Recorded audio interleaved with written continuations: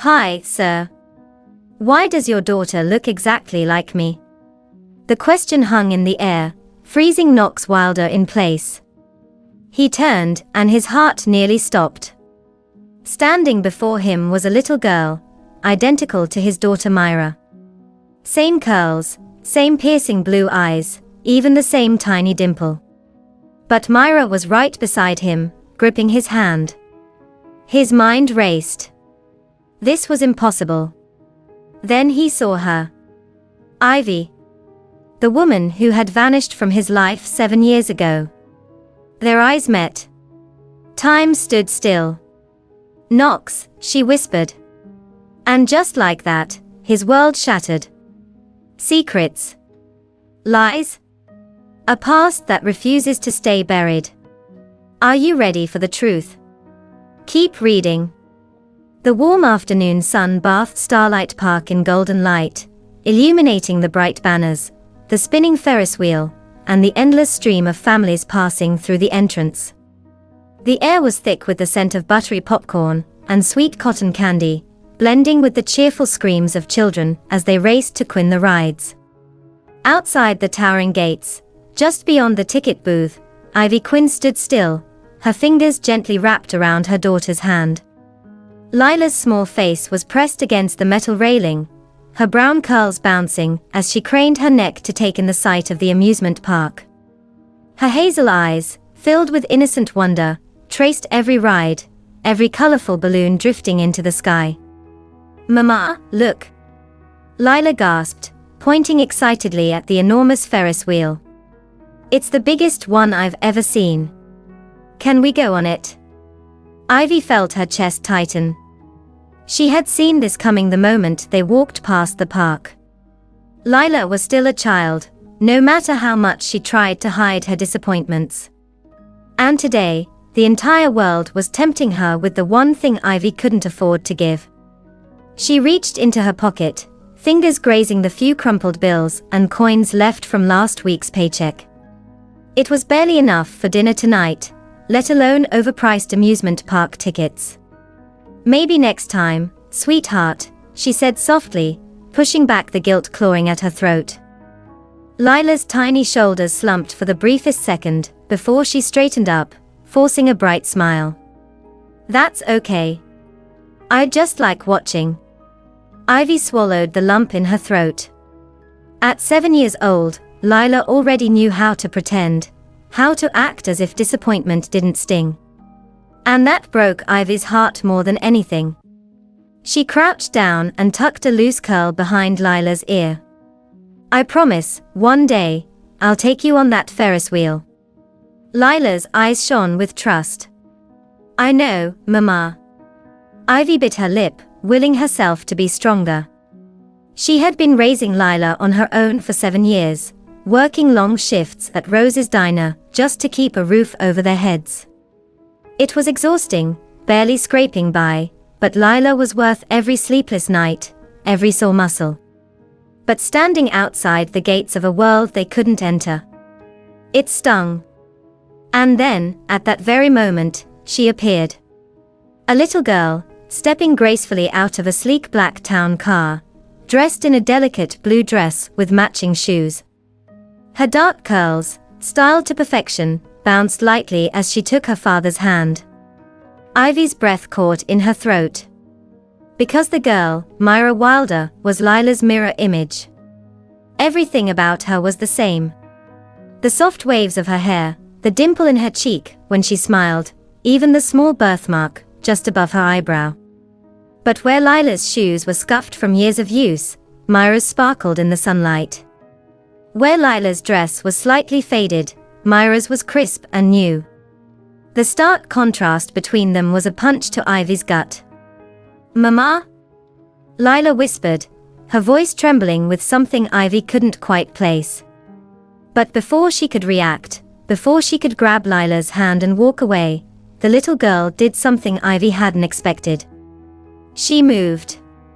Stepping away from her mother, Lila walked straight to Quinn them. Knox Wilder pressed his phone against his ear, his patience thinning. "I don't care if the investors are nervous. Tell them the deal will go through as planned." His voice was calm, controlled, but there was an unmistakable edge to it. On the other end, his assistant, Mark, sounded flustered. "Sir, the Singapore contract is hitting complications. The board is demanding a personal appearance." Knox pinched the bridge of his nose. $1 billion deal was on the line, and now the board wanted reassurances. He didn't have time for this. "Tell them I'll fly out next week." "Not a day sooner." "But sir." "I said next week, Mark." With that, Knox hung up, exhaling sharply. He had built his empire from the ground up, turning Wilder Enterprises into one of the most powerful financial firms in the country. But no matter how much money he made, no matter how many deals he closed, there was one thing he refused to compromise on: time with his daughter. He glanced down at Myra, who was happily munching on a chocolate-dipped pretzel, completely unaware of the weight of his world. "You ready to go inside, sweetheart?" he asked, squeezing her hand. Myra beamed up at him. "Yes, Daddy." But before they could take another step, a small voice cut through the noise. "Hi, sir. Why does your daughter look exactly like me?" Knox froze. He turned, his brows furrowing in confusion, until his gaze landed on the little girl standing before him. And his breath caught in his throat. It was like staring at Myra's reflection. But Myra was standing right beside him. A strange, deafening silence settled over the moment. Then, from behind the girl, a woman stepped forward, grabbing her hand. And when Knox's gaze lifted, when his eyes met hers, everything stopped. Ivy. Her face, her eyes, just as he remembered, yet so different. There was something haunted in her expression, something that made his chest tighten. She looked as if she had seen a ghost. "Knox," she whispered. And in that instant, the past crashed over him like a tidal wave, pulling him under. Knox Wilder stared at the little girl in front of him, his mind scrambling to make sense of what he was seeing. This wasn't possible. Yet there she was, this child, this stranger, with the exact same face as his daughter. His grip on Myra's hand unconsciously tightened. His heart pounded against his ribs as his gaze flicked between the two girls, identical down to the birthmark, just above their eyebrow. "Who?" His voice barely escaped his lips, but the question lodged in his throat. Myra blinked up at the other girl, her chocolate-dipped pretzel frozen halfway to her mouth. "Daddy, she looks like me." Myra giggled, completely unaware of the weight of her words. Knox swallowed hard. His rational mind fought to explain this, a bizarre coincidence, a distant relative he wasn't aware of, but something about this felt wrong. The little girl, unfazed by his shock, tilted her head slightly. Then, in the same innocent, clear voice, she spoke again. "I was born on March 24th. When is your daughter's birthday?" A sharp chill ran down Knox's spine. Myra's birthday was March 24th. His stomach twisted. The air around him suddenly felt too thick, suffocating. "That's not possible," he murmured, more to himself than to anyone else. Before he could say anything more, movement in the corner of his eye caught his attention. A woman rushed forward, grabbing the little girl's hand in a panicked grip. "Lila," she hissed, her voice urgent, almost desperate. "Come here, now." Knox's breath left his lungs in one violent exhale. It was her. Ivy. For a brief, surreal moment, he thought he was imagining things. That his mind, already overloaded, was conjuring ghosts from his past. But she was real. She looked different, her face more tired, her eyes shadowed with something he couldn't name, but there was no mistaking her. The woman who had disappeared from his life 7 years ago, without a word.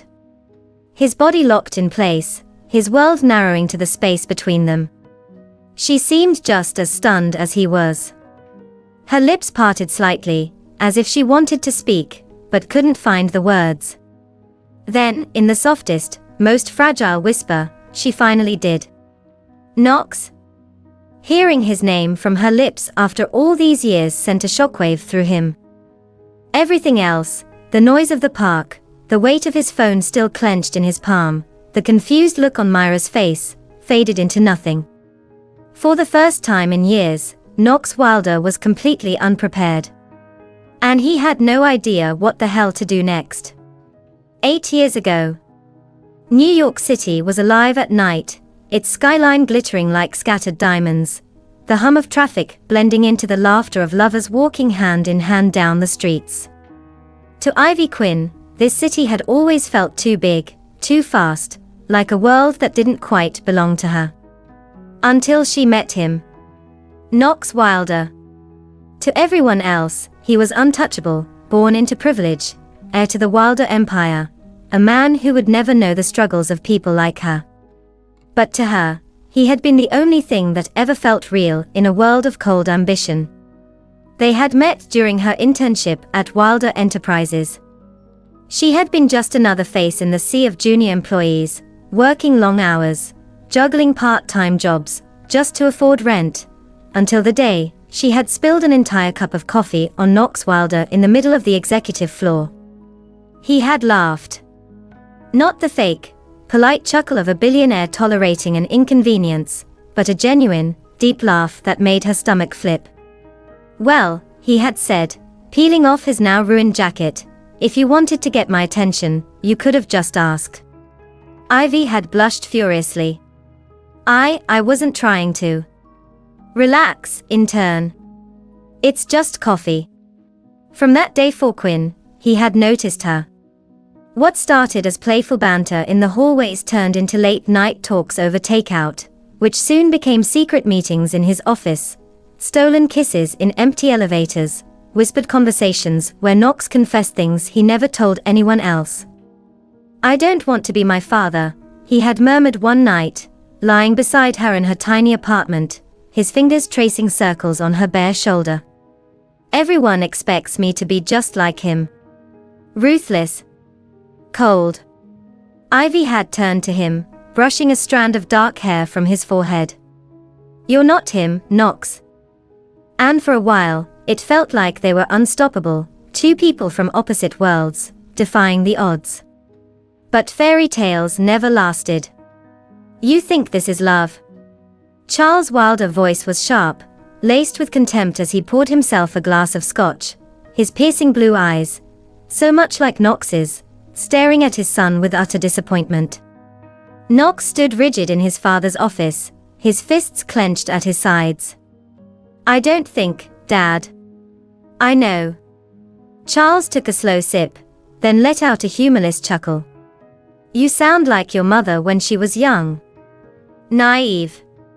Foolish." Knox's jaw tightened. "This girl, Ivy, she's beneath you," Charles continued, swirling the amber liquid in his glass. "You don't actually think she loves you, do you? She loves what you can give her. And if you can't see that, then maybe you're not as smart as I thought." Knox felt rage coil inside him. "Ivy doesn't care about my money," he snapped. "She doesn't even want it." "Oh, please." Charles sighed, placing his drink down. "These women, these desperate, poor girls, cling to men like you because they see a way out. And once she has what she wants, she'll leave you like the fool you are." Knox's chest heaved, his mind screaming at him to walk away, to not let his father's words sink in. But Charles wasn't done. "Do you really think I'll let this continue?" His father's voice lowered, turning deadly. "You're set to inherit a company worth billions, and you want to throw it all away for some nobody. She's not a nobody." "No." Charles' lips curled into a smirk. "Then let's put that to the test. I'll cut you off. No trust fund. No shares. No inheritance. Just you and her, struggling in that tiny, rat-infested apartment you call a home." He leaned back in his chair, watching his son carefully. "Let's see how long she stays then. Knox's stomach twisted. You wouldn't try me. His father's words echoed in his skull long after he left the office.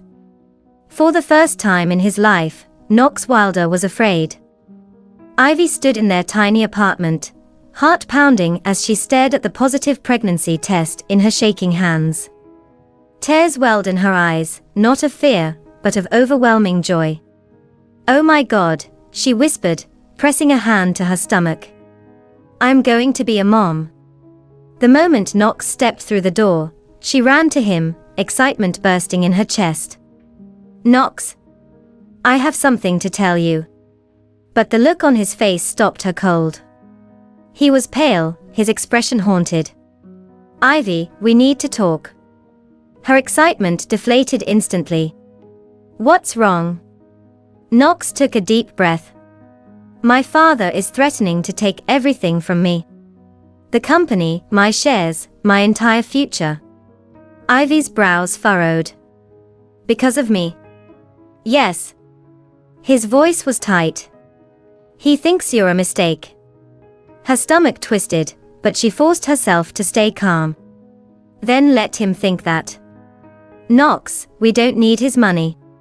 We can make it on our own. But Knox hesitated. Ivy, this isn't just about money. It's about power. My father, he's dangerous. If I walk away from him, from everything he's built, he won't just cut me off, he'll make sure I fail. He'll ruin me. She stared at him, searching his face. So what are you saying? She whispered. He exhaled sharply. I need time to think. Time. The moment he said it, she felt her heart shatter. Because she understood. He wasn't ready to choose her. And if he wasn't ready now, then when? She wrapped her arms around her stomach protectively, the secret of their child suddenly feeling like a cruel burden. She had been about to tell him. About their baby. About the life growing inside her. But now, she wasn't sure if she should. So she said nothing. She just nodded, forcing herself to stay composed, even as everything inside her screamed. That night, she lay awake beside him, staring at the ceiling. She had given him her heart. And tonight, for the first time, she realized. He might never give her his. The morning Ivy's world fell apart. It started with a knock on the door. She had been curled up on the couch, her hands resting gently over her growing belly, trying to find comfort in the rhythmic movements of the tiny life inside her.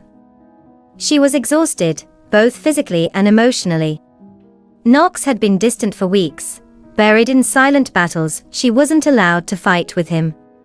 He was still here, still coming home to her every night, but the warmth between them was fading, replaced by something colder, something she couldn't name. She had convinced herself to be patient. To trust him. Then, the knock came. A courier stood at her door, holding an envelope with the Wilder Enterprises logo stamped in gold. Her heart pounded as she tore it open. And then, she read the words that destroyed everything. Ivy. I'm sorry. I should have told you sooner, but I couldn't find the right way to say it. My father was right, what we had was never meant to last. I'm engaged to someone else. I wanted to tell you in person, but I couldn't face you. Please don't try to contact me. It's best for both of us if we go our separate ways. Knox. The paper trembled in her hands. The air vanished from her lungs. No. No, this can't be real. Her hands shook violently as she reread the words, desperate for them to change. But they didn't. A dull, sickening pain spread through her chest, deeper than anything she had ever felt before. Knox was gone. And he had never chosen her. Tears blurred her vision as she pressed a hand over her belly. What about our baby? She whispered to the empty room. But there was no answer. Only the deafening silence of a love that had been nothing more than a cruel lie. Miles away, Charles Wilder sat in his grand office, swirling a glass of scotch in his hand, his lips curling in satisfaction. The letter had been perfect. "She'll never doubt it," his assistant remarked, adjusting his tie as he glanced at the discarded drafts on the desk. "You captured Knox's voice exactly." Charles let out a low chuckle. "Of course I did. I've been controlling my son's life since the day he was born. Why would today be any different?" His assistant hesitated. "And you're certain this is necessary? Separating them is one thing, but to take the child..." Charles' sharp gaze cut through him. "Knox will be grateful for this one day," he said smoothly. "A child raised by that girl would have been nothing but an anchor dragging him down. But now he will have an heir under my guidance, without the baggage." He took a slow sip of his drink, then glanced at the clock. "Is the doctor at Riverside Medical ready?" His assistant nodded stiffly. "Yes, sir. Everything is arranged. Ivy Quinn will only ever know of one child. The other will be handed to Knox as soon as she is born." A cruel smirk spread across Charles' lips. "Good. Let's make sure my son never learns the truth." The pain was unbearable. Ivy gripped the hospital bed, sweat dripping down her forehead as a contraction tore through her body. The sterile scent of disinfectant filled her nose, the bright white lights above her nearly blinding. "You're doing great, Miss Quinn," the doctor's voice came, firm yet distant. She barely registered anything else, only the raw, consuming pain of labor, the desperate need to bring her child safely into the world. A final push, a sharp cry. And then silence. Ivy's vision blurred. She could barely make out the shadowy figures of nurses moving around her, taking the baby away before she could even see her. "Wait, where's my baby?" she gasped, her breath shallow, her body too weak to move. A nurse turned to her with a soft, rehearsed smile. "It's a girl. She's healthy. Let me see her," Ivy pleaded. But the room was already shifting around her. A strange dizziness washed over her, like waves pulling her under. The last thing she heard before everything went dark was the whispered voices of the nurses. "Is she under yet?" "Yes, sir." "She won't remember a thing." And then, the world vanished. When Ivy woke, the hospital room was empty. Her body ached, her throat dry, but there was only one thing she cared about. "My baby, where is she?" she croaked, trying to sit up. A nurse appeared beside her, pressing a gentle hand to her shoulder. "She's right here." Ivy turned her head. And there, in the clear plastic bassinet beside her bed, was a tiny, delicate baby girl. Her breath hitched. Tears filled her eyes as she reached out, her hands trembling. "My little Lila," she whispered, never knowing that somewhere across the city, another crib held a baby girl with the same face. A baby she would never know existed. Meanwhile, across the city, Knox Wilder sat in his penthouse apartment, staring at the tiny newborn cradled in his arms. She was so small, so fragile, wrapped in a pink blanket. "She's yours, sir," the doctor had told him just hours ago. Ivy left her. He had refused to believe it at first. Ivy wouldn't just abandon their child. She wouldn't. But the nurse had handed him a letter. "I can't do this. Take care of her. She's better off with you." No name. No explanation. Just those cold, empty words. Knox looked down at the baby, at his daughter. Her tiny fingers curled around his, oblivious to the storm raging inside him. Ivy had left. She had chosen to disappear rather than face this responsibility. And now, he was alone. A bitter, hollow ache settled in his chest. "Myra," he whispered, testing the name on his lips. His daughter. His only child. Or so he thought. The world around them seemed to fade, the laughter of children, the hum of the amusement park, the scent of caramel popcorn drifting through the air. All that remained was the weight of 7 years of silence, 7 years of betrayal, hanging between Knox and Ivy like an invisible wall. Knox's chest tightened as he took in the woman standing before him. Ivy Quinn. The woman he had once loved so deeply it had consumed him. The woman who had vanished without a trace, leaving nothing behind but a broken heart and an unanswered question that had haunted him for years. And now, she was here. With a child who looked exactly like his daughter. Knox's voice was sharp, controlled, but there was something dangerous beneath it. You want to explain this, Ivy? Ivy's fingers curled into Lila's small hand, as if anchoring herself. There's nothing to explain. Her voice was calm, but Knox saw the way her chest rose and fell too quickly, the way her grip on Lila's hand tightened just a little too much. Nothing to explain. Knox let out a harsh laugh, his eyes flashing with something dark.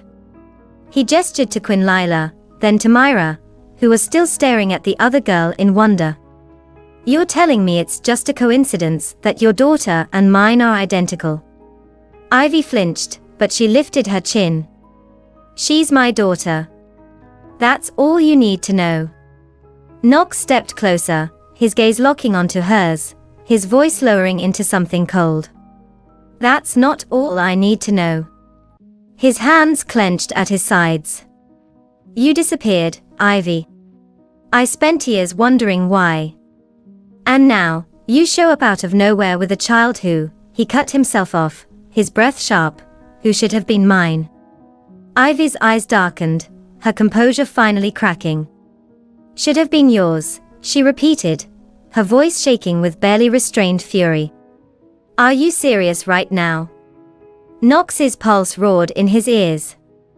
I never even knew she existed. And I never knew you were out there living in a penthouse, raising a daughter while I was working double shifts, just to put food on the table. Ivy shot back, her voice rising. Knox's eyes narrowed. You think I had it easy? You think raising Myra alone was some kind of perfect dream? Ivy laughed bitterly. Oh, please. You expect me to believe that you, the Knox Wilder, billionaire CEO, had it hard? She stepped for Quinn, her face inches from his, her voice laced with anger. I spent 7 years struggling, Knox. 7 years scraping by, wondering if I'd have enough to pay rent, if I could afford a doctor when Lila got sick. Her throat tightened. While you, she gestured to his expensive watch, his tailored suit, while you had everything. Knox's jaw clenched. I had nothing. Ivy scoffed. That's a nice lie. Knox's temper snapped. Ivy, I thought you left me. I thought you abandoned Myra. I spent years hating you for it. His voice was raw, filled with something close to betrayal. Ivy froze. What? She whispered. Knox ran a hand through his hair, his breathing heavy. They told me you left Myra behind, that you didn't want her. That you disappeared because you couldn't handle it. His voice dropped into something barely audible. I believed them. Ivy's stomach twisted violently. Who told you that? Knox's gaze was sharp. The doctor. My father. Something inside Ivy shattered. A cold, sickening realization settled into her bones. Knox didn't know. He never knew. Tears burned her eyes, but she refused to let them fall. They lied to you. Her voice trembled. I never left my baby, Knox. I never had a choice. Knox took a staggered step back, as if the weight of her words physically hit him. Silence stretched between them, thick and suffocating. Then, Lila, do you like cotton candy? Myra's small, innocent voice pierced the tension. Both adults turned. The two little girls were standing side by side, their hands clasped together as if they had known each other their whole lives. Lila beamed. "I've never had it before." Myra gasped in horror. "Never?" "Nope." Lila giggled. "Mama says it's too expensive." Myra turned to her father, her eyes wide. "Daddy, can we get some for her? Please?" Knox's throat tightened. He looked back at Ivy. Her arms were crossed, her expression unreadable, but there was something raw in her eyes, something that looked too much like fear. Knox inhaled deeply, steadying himself. "Yeah, sweetheart," he said quietly. "We can get some." As Myra cheered and pulled Lila to quit the concession stand, Knox and Ivy stood frozen, still staring at each other. Neither of them spoke, but the silence between them was no longer empty.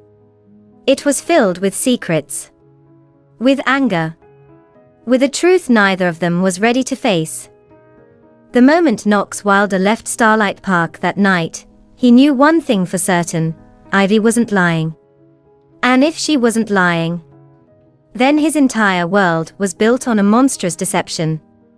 Knox sat in his office, staring at the computer screen as the Wilder Enterprises logo reflected in the dark glass windows behind him. The city lights stretched endlessly below, but for the first time in his life, he felt small. A single file lay open on his laptop: Ivy Quinn's medical records from 7 years ago. Or at least, what was left of them. "This doesn't make sense." Knox's voice was tight as he leaned closer, his brows furrowed. The official records from Riverside Medical Center stated that Ivy had given birth to one child, a baby girl, delivered healthy, discharged 2 days later. But something was wrong. The file had been edited. Knox had spent years reviewing contracts, detecting the slightest discrepancies in financial reports. He knew when something had been altered. "Why would anyone tamper with a birth record?" he muttered. He picked up his phone and dialed a number. Within minutes, Mark, his most trusted assistant, walked in, a thick folder in hand. "Sir, I pulled the original hospital archives from a private investigator. You were right. Someone had the files altered." Mark hesitated before adding, "And it gets worse." Knox clenched his jaw as he flipped through the pages. His blood ran cold. Because there it was, buried in the original paperwork. Birth type: multiple gestation twins. Knox's breath caught in his throat. Twins. Myra had a sister. His fingers tightened around the papers, his heart hammering. "Sir." Mark's voice was careful, hesitant. "There's one more thing." Knox looked up sharply. There was a nurse at Riverside who worked there during that time. She retired years ago, but I tracked her down. She remembers everything. Knox didn't hesitate. "Set up a meeting. Now." The small diner on the outskirts of the city was nearly empty, the dim yellow lights flickering slightly. Knox sat in a booth, his fists clenched on the table as he waited. Then, an elderly woman slid into the seat across from him. Her hands, wrinkled with age, trembled slightly as she folded them together. "You're Knox Wilder," she said softly. Knox nodded, his entire body tense. "And you worked at Riverside Medical Center 7 years ago." A shadow passed over her expression. "Yes." She exhaled deeply, as if the weight of a long-buried secret was pressing on her chest. "And I know why you're here."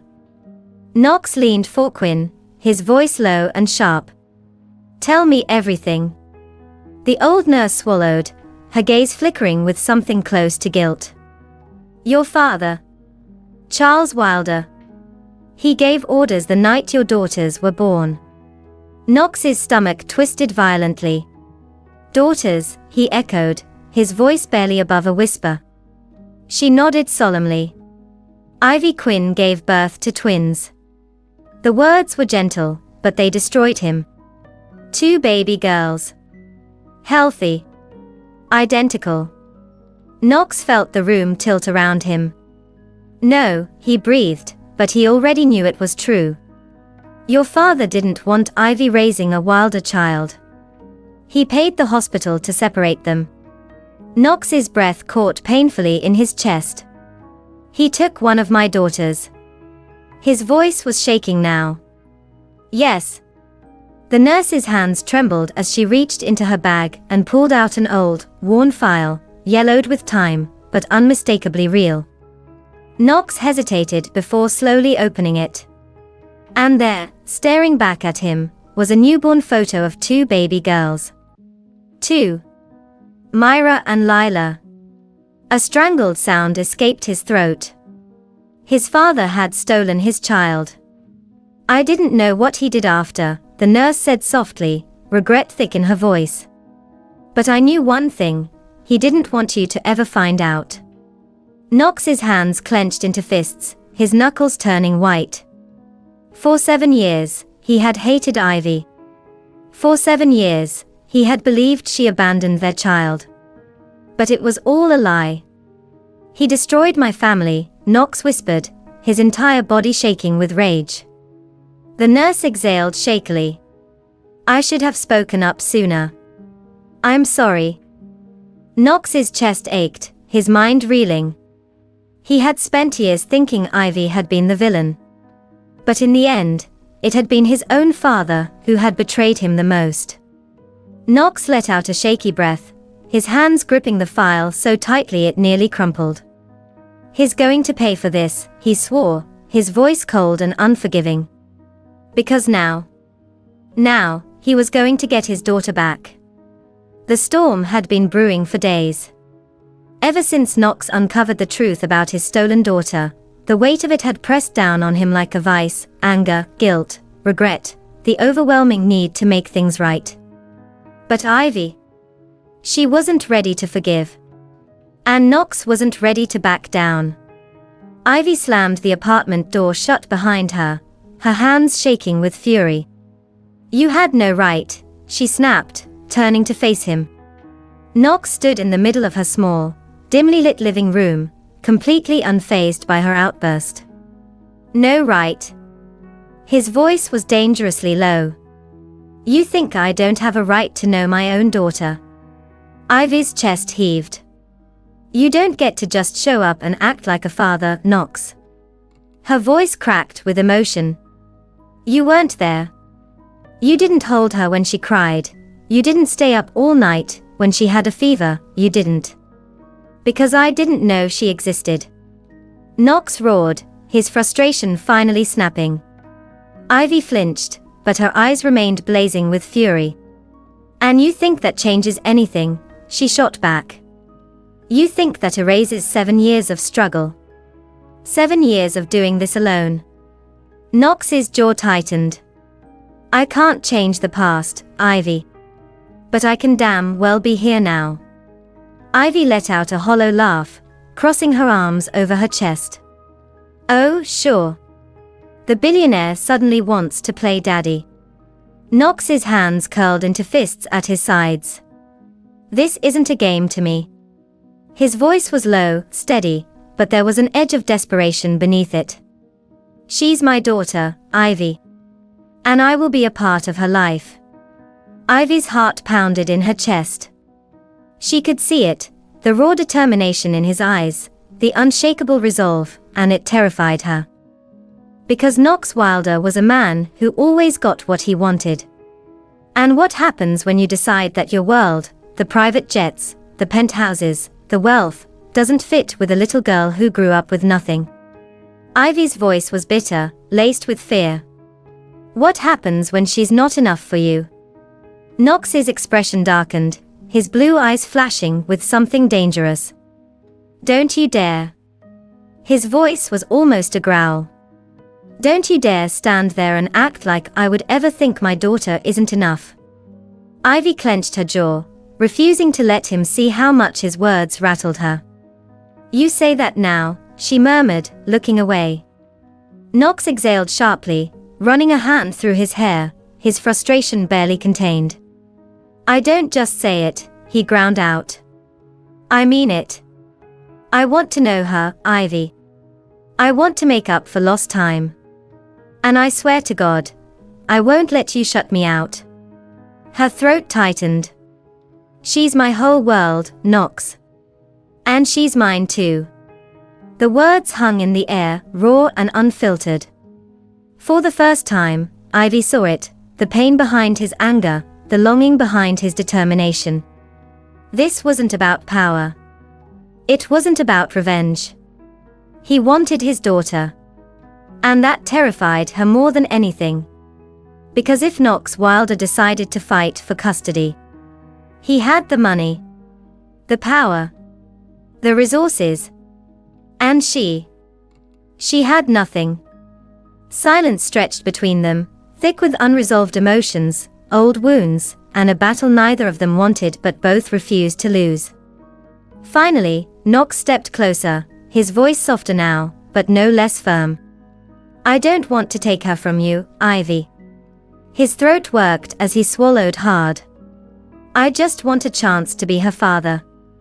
Ivy closed her eyes, her breath shaky. She wanted to believe him. But could she afford to? Lila Quinn had never been one to sit still when something was wrong. And right now, something was very, very wrong. She didn't understand everything, but she knew two things for sure. Her mama and Mr. Wilder couldn't be in the same room without yelling. Myra was her new best friend, and they weren't supposed to be kept apart, just because their parents were stubborn. And so, after a whispered conversation in Myra's bedroom, with pinky promises and determined nods, Operation Fix Mama and Mr. Wilder was officially set in motion. The first attempt happened at the park. "Daddy, can we go to the playground today?" Myra had asked sweetly, blinking up at Knox with her best innocent look. Knox had been too distracted with emails to notice the mischief brewing in her eyes. "Sure, sweetheart." At the exact same time, across town, Lila tugged on Ivy's sleeve. "Mama, I really, really want to go to the park today," she pleaded. Ivy hesitated, money was tight, and she had a shift at the diner later, but the hopeful look on Lila's face made her sigh. "All right, just for a little while." When the two parents locked eyes across the playground, their matching groans told the girls they had not been sneaky enough. "You brought me here on purpose," Knox accused, narrowing his eyes at Ivy. Ivy huffed. "Oh, please. If anything, this feels like your ambush." The girls giggled behind the slide, bumping fists. Mission failed, but spirits were still high. "Mama, I think we should eat at the fancy pizza place tonight," Lila suggested over breakfast. Ivy frowned. "Sweetheart, we can't afford my treat," Myra chirped from FaceTime, holding up what looked suspiciously like Knox's black Amex card. Ivy nearly choked on her coffee. "Oh, absolutely not." Across the city, Knox raised an eyebrow as he overheard Myra. "And how exactly did you get my credit card?" Myra batted her lashes. "You left it on the table. I assumed it was a donation to the Let's Get Daddy and Miss Ivy to Stop Fighting Foundation." Knox sighed, rubbing his temples. These kids were going to give him gray hair. Mission failed again, but this time, Knox and Ivy shared an exasperated glance, a tiny flicker of amusement passing between them. Progress. Neither child could have predicted that fate would take their plan into its own hands. Late one night, Lila woke up burning with fever. Ivy panicked the moment she touched her daughter's forehead, too hot, too weak. Lila whimpered in discomfort, curling into herself. She needed a doctor. But Ivy's old car wouldn't start. And public transportation at this hour. Impossible. There was only one person she could call. And she hated it. Hands trembling, she dialed the number she swore she'd never use. It rang twice. "Ivy. His voice was alert instantly, as if he had been waiting for her call all along. She swallowed her pride. It's Lila.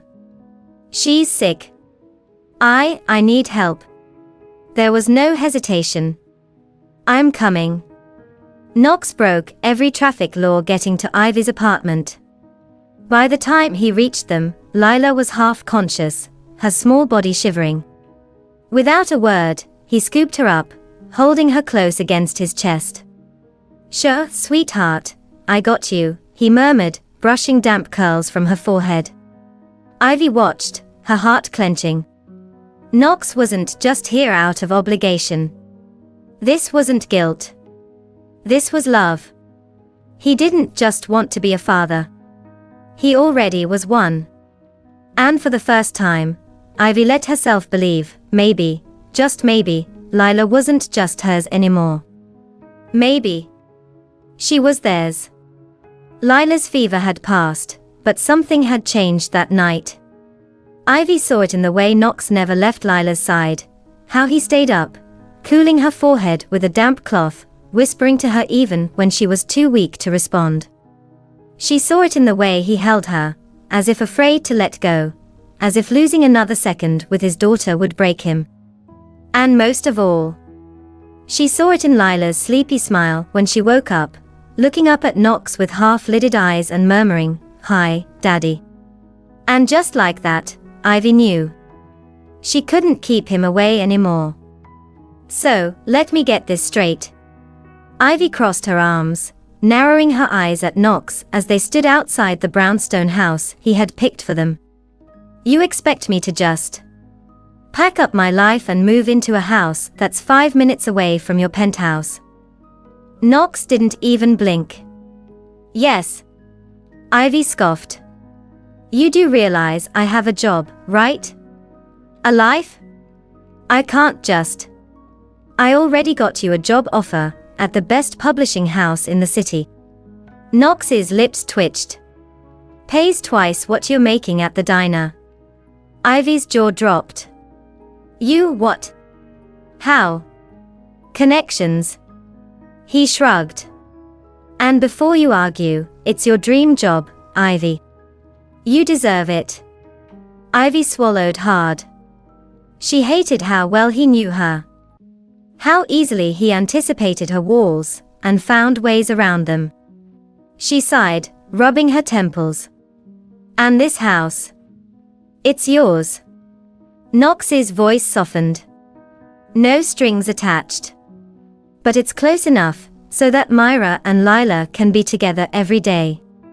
So that I can be in Lila's life, without us fighting every damn second. Ivy hesitated. She had spent years doing everything alone. Protecting Lila. Keeping her heart from getting shattered again. But the truth was, she was tired. And for the first time, she wasn't sure she had to be alone anymore. She looked over at Lila and Myra, running across the empty front yard, their laughter echoing in the crisp air. A family. One that had been stolen from them, but was finally being put back together. Taking a deep breath, she turned to Knox. Fine. But I swear to God, if you start acting like some arrogant, controlling Ivy. Knox smirked. When have I ever been arrogant? She groaned, shoving him playfully. And for the first time in years, she smiled. Because somehow, against all odds, Knox Wilder had found his way back into their lives. And this time, he wasn't leaving. Months had passed since Ivy and Lila moved into their new home. At first, Ivy had resisted the changes, resisted Knox. She had spent so many years surviving on her own that letting someone else share the weight felt unnatural. But Knox, he never gave up. He showed up for Lila every single day, school drop-offs, ballet recitals, late-night stories when she couldn't sleep. He wasn't just some billionaire CEO who threw money at problems. He was a father. And despite everything, Ivy found herself softening to quit him. Late-night conversations turned into quiet breakfasts together. Arguments turned into inside jokes. The tension that once defined them melted into something else, something neither of them dared to name. Until one night, Knox stood on her porch, hands in his pockets, his expression unusually hesitant. "Go out with me." Ivy blinked. "What? A date?" His lips twitched. "You remember those, don't you?" Ivy rolled her eyes. "I don't have time for one dinner," he interrupted. "No pressure. No expectations. Just us." Ivy opened her mouth to protest, but when she glanced through the window, she saw Myra and Lila curled up together on the couch, giggling over a book. Their daughters were already inseparable. And maybe, just maybe, they deserved to have the whole family they had been robbed of. Taking a deep breath, she looked back at Knox. "One dinner." His grin was slow, confident. "That's all I need." Months later, they found themselves back where it all began. Starlight Park. Only this time, there were no gates separating them from the magic inside. No regrets. No secrets. Just the four of them, Knox, Ivy, Lila, and Myra, walking through the entrance together. "Mama, can we go on the Ferris wheel?" Lila beamed up at her. Ivy smiled. "Of course, sweetheart." Knox glanced over at her. "You coming?" Ivy hesitated, until she felt his fingers brush against hers, warm and steady. And this time, she didn't pull away. As the Ferris wheel carried them high above the city, Ivy looked at the man beside her. Maybe their love story hadn't been perfect. Maybe it had been messy, painful, nearly impossible. But as Knox squeezed her hand and their daughters laughed beside them, she knew one thing for sure. They had found their way back to each other. And this time, it was forever. Life had a way of pulling people apart. Of stealing moments. Of twisting fate, until love felt like nothing more than a distant memory. But somehow, they had found their way back. Not because it was easy. Not because time had erased the scars. But because family was worth fighting for. Knox had once thought he'd lost everything, the woman he loved, the child he never knew existed. Ivy had once believed she was alone in this world, that she had to fight by herself to protect her daughter. But love? Love was relentless. It broke through lies, defied the odds, and stitched together the pieces of a shattered past. And as they stood together, watching their daughters run ahead, hand in hand, Knox reached for Ivy's fingers, lacing them with his. She didn't pull away. She squeezed back. Because no matter how far fate had pulled them apart, love had brought them home.